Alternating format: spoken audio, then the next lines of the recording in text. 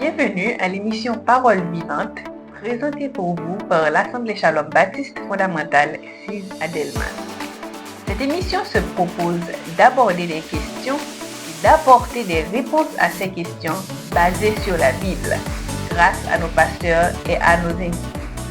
Sur ce, accueillons le pasteur Maxime Pierre. Merci Lydia, c'est une joie d'être avec toi une fois de plus et j'espère que notre conversation va être très édifiante pour tous ceux qui suivent notre émission. Merci. Et durant l'émission passée, nous avons parlé des devoirs des parents envers leurs enfants. Mais est-ce que ce n'est pas nécessaire de parler des devoirs des enfants envers leurs parents? Tout à fait. Il est nécessaire de parler des devoirs des enfants envers leurs parents. Un texte qui nous dirige en ce sens se trouve dans l'épître de Paul aux Éphésiens, chapitre 6, du verset 1er au verset 3e. Là, nous lisons « Enfants, obéissez à vos parents, car cela est juste. Honore ton père et ta mère. » C'est le premier commandement avec une promesse, afin que tu sois heureux et que tu vives longtemps sur la terre. Donc Dieu confie des responsabilités inaliénables aux enfants envers leurs parents. La toute première responsabilité dont nous pourrions parler, c'est l'obéissance. Les enfants sont appelés à obéir à leurs parents. L'obéissance, c'est quoi? L'obéissance, c'est le fait de se soumettre à la volonté de quelqu'un. C'est se soumettre à un règlement, c'est exécuter un ordre. L'obéissance, donc, d'un enfant à l'autorité parentale est très importante. Au fait, les enfants devraient obéir à leurs parents sans délai, sans défiance et sans présenter d'excuses. Cela veut dire que lorsque le parent demande à l'enfant de faire quelque chose, l'enfant ne doit pas dire « Ah, j'ai pas envie de le faire » ou « J'ai tellement sommeil » ou « Pourquoi tu ne demandes pas à mon frère de le faire ?» Non, il faut obéir. C'est l'idée du verset que nous venons de lire, du passage que nous venons de lire. Et l'obéissance est vitale, surtout lorsque l'enfant est encore sous la responsabilité de ses parents. Je me rappelle avoir entendu cette histoire. Je ne me rappelle pas tout à fait les détails, mais l'histoire c'est quoi? C'est qu'un enfant était dehors en train de jouer lorsque son père lui a dit soudainement, brusquement, « Mets-toi à quatre pattes ». Et l'enfant obéit. « Marche et viens me trouver. » Enfin, avance à quatre pattes. Et l'enfant a obéi sans poser de questions à son parent. Et plus tard, l'enfant s'est rendu compte qu'il y avait un serpent venimeux tout près de sa tête. S'il n'avait pas obéi ou appris à obéir à ses parents sans poser de questions, immédiatement, eh bien, peut-être que cet enfant aurait été mordu par ce serpent et peut-être même qu'il serait mort de cette morsure. Donc c'est pour cela qu'il est vraiment important pour les parents d'apprendre aux enfants à leur obéir et c'est important pour les enfants d'apprendre à obéir à leurs parents. Et l'apôtre Paul ajoute dans le verset que les enfants doivent obéir selon le Seigneur. Et pourquoi? En effet, il est important que les enfants obéissent selon le Seigneur ou dans le Seigneur parce que l'enfant doit obéir à ses parents tout en évitant de désobéir à Dieu. Cela veut dire que l'enfant doit obéir dans la mesure où ce qu'on lui demande de faire est en conformité avec la volonté de Dieu. Donc, il est hors de question pour un parent d'exiger à ses enfants de lui obéir lorsqu'il leur demande, par exemple, de voler, ou s'il demande à l'enfant de tricher, ou s'il demande à l'enfant de mentir. Alors, l'enfant n'est pas tenu d'obéir à de tels ordres de la part de ses parents. De même, un parent ne saurait empêcher ses enfants de lire la Bible ou encore de prier, car ceci est en opposition directe avec la volonté de Dieu Et un enfant n'est pas tenu d'obéir à ses parents lorsque ce qu'on lui demande de faire est en opposition avec la parole de Dieu. Le verset ajoute aussi, car cela est juste. Quel commentaire pouvez-vous ajouter sur ce membre de phrase?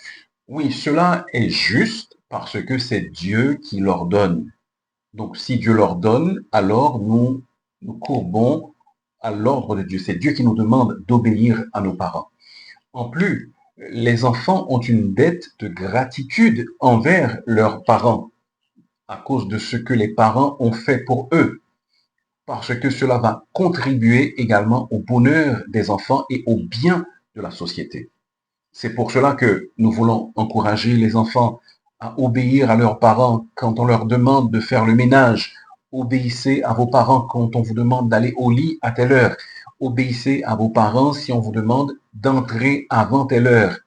Donc tout cela est important parce que lorsqu'on apprend à obéir étant enfant, alors devenu adulte, ce ne sera pas difficile pour nous d'apprendre à obéir aux autorités civiles, d'apprendre à obéir à nos supérieurs hiérarchiques, ainsi de suite. La parole de Dieu comprend un important avertissement envers ceux qui ne veulent pas obéir à leurs parents. Proverbe chapitre 30, verset 17 nous dit ceci. L'œil qui se moque d'un père et qui dédaigne l'obéissance envers une mère, les corbeaux du torrent le perceront et les petits de l'aigle le mangeront. Cela parle d'une mort violente, la mort violente de celui qui a refusé d'obéir à ses parents, de suivre leurs conseils. Donc c'est pour cela qu'il est vraiment important pour les enfants d'apprendre à obéir à leurs parents. Dans le passage, on remarque un verbe à l'impératif. Honore ton père et ta mère. Je suppose que c'est notre devoir. En effet, honorer père et mère, c'est l'autre devoir que nous impose la parole de Dieu à propos, mais envers les parents. Comme le dit un auteur, l'obéissance ou l'honneur, c'est le respect des parents qui est à la base de tout autre type de respect et de toute autre forme d'autorité. Et honorer les parents, cela veut dire qu'on les tient en estime. Cela veut dire qu'on les respecte. Et c'est le deuxième devoir que doivent exercer les enfants à l'égard de leurs parents. Comment un enfant peut-il honorer ses parents de manière plus précise? En effet, le fait d'honorer ses parents, c'est un commandement qui est très vaste, mais il y a des manières assez précises d'obéir à ce commandement. L'une des façons de le faire, c'est de dire du bien de ses parents. Ainsi, par exemple, la femme vertueuse dont il est question en Proverbe chapitre 31, du verset 10 au verset 31, il nous est dit à son sujet, ses fils se lèvent et la disent heureuse. Donc, ses enfants parlent bien d'elle. C'est une manière d'honorer leurs parents. Et il faut mettre ça en contraste avec ce que nous lisons, par exemple, en Exode chapitre 21 et le verset 17, où nous lisons « Celui qui maudira son père ou sa mère sera puni de mort ». Dans la loi de Moïse, il était prévu que soit puni de mort un enfant qui maudissait son père ou sa mère, qui disait des choses mauvaises à propos de son père et de sa mère et qui les maudissait. On honore également nos parents, non seulement en disant du bien d'eux, mais également en les assistant sur le plan financier.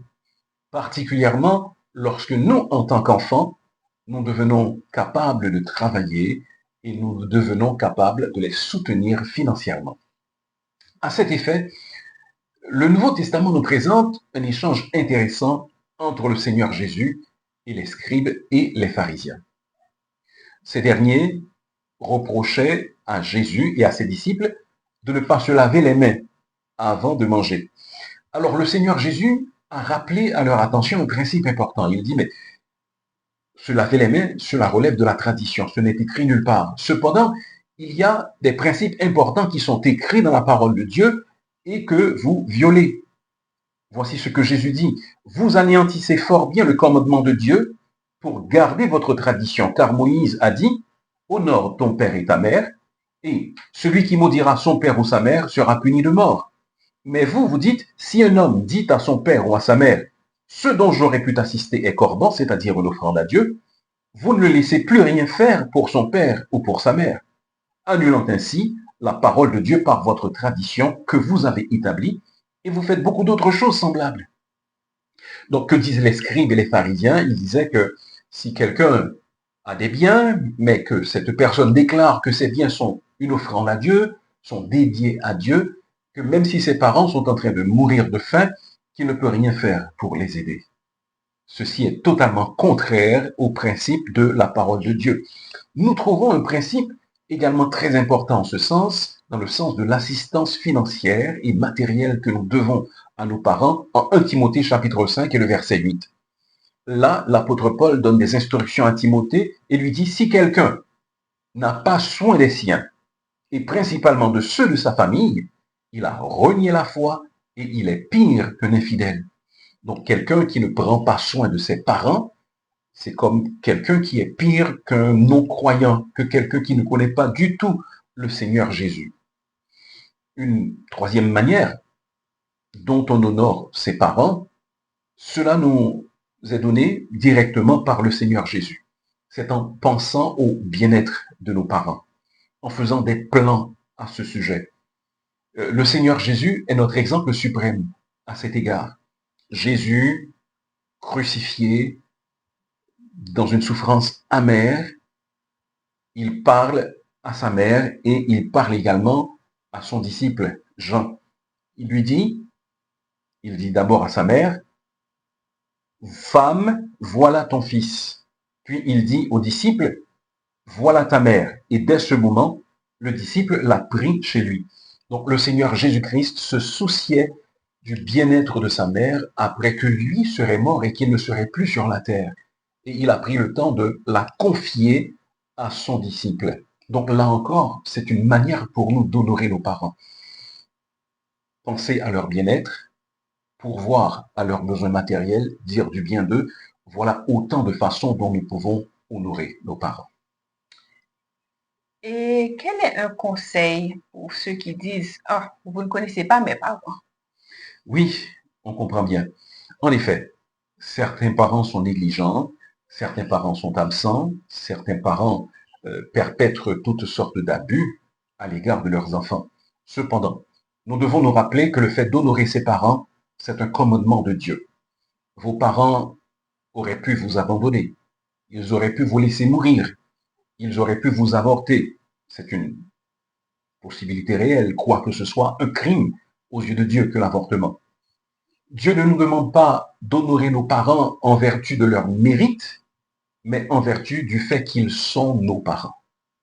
Honorons-les tout simplement parce qu'ils sont nos parents. Dans le décalogue, les 10 commandements, les 4 premiers commandements concernent notre relation avec Dieu. Les 6 autres concernent notre relation avec les hommes. Et il y a un ordre. Et le tout premier commandement dans la deuxième série, c'est-à-dire les commandements qui régissent nos rapports avec nos semblables, eh bien le premier commandement qui y figure, c'est celui d'honorer nos pères et mères. Et une double promesse est attachée à ce commandement, le bonheur et la longévité. C'est une loi spirituelle universelle. La bénédiction de Dieu repose sur les enfants qui honorent leurs parents. Si nous refusons de le faire, nous allons en subir les conséquences. Je me rappelle une petite histoire que j'ai entendue. Je ne sais pas si elle est vraie, cependant je l'ai entendue. On dit qu'un fils maltraitait son père. Il le traitait mal à la maison. Et un jour, il fracassa son assiette. Alors, le petit-fils, voyant cela, dit à son père, ne brise pas l'assiette de grand-père, sinon, quand tu seras vieux, dans quoi est-ce que je vais te donner à manger? Vous voyez? Donc les enfants, également, ils apprennent. Et si nous n'honorons pas nos parents, eux, ils ne nous honoreront pas. Donc, tâchons d'obéir à nos parents, surtout si nous sommes sous leur autorité, et tâchons également de les honorer. Merci beaucoup pour ces conseils concernant les devoirs des enfants envers leurs parents. Eh bien, c'était un plaisir de pouvoir les prodiguer et j'espère que nous aurons une très prochaine opportunité de pouvoir présenter notre épisode de Paroles vivantes à nos auditeurs, à nos spectateurs. Donc, soyez là à la toute prochaine occasion pour notre prochaine émission de Paroles vivantes. Merci d'avoir suivi notre émission et nous espérons que vous serez des nôtres à la plus prochaine occasion.